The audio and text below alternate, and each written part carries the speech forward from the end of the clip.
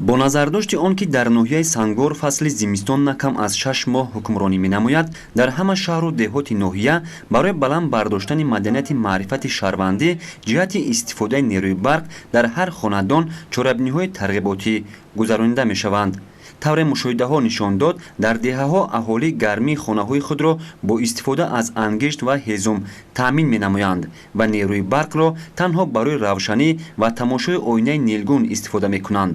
ба гуфтаи бошандагони деҳаҳои дурдасти ноҳия, дар фасли сармо вақте ки мо аз ангишт истифода мебарем, пеш аз ҳама ҳуҷраҳои зистамон гарм ва маблағи барқи истифодашуда кам ҳисоб карда мешавад ки ин ба манфиати буҷаи зиндагиамон фоидаи хуб меорад.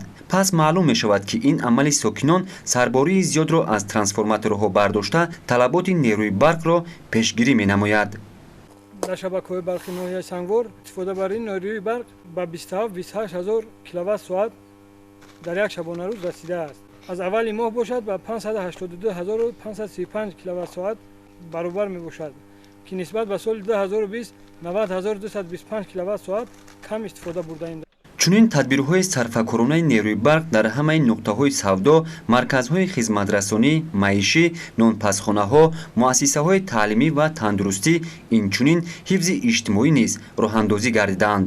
дар ин шабу рӯз ки камобӣ дар давраи тирамоҳу зимистони солҳои 2020 ва 2021 таъсир расон аз ҷониби ҳар як нафар сокини мамлакат ва риояи ҳатмии фарҳанги истифодаи нерӯи барқ ҳатмӣ дониста мешавад.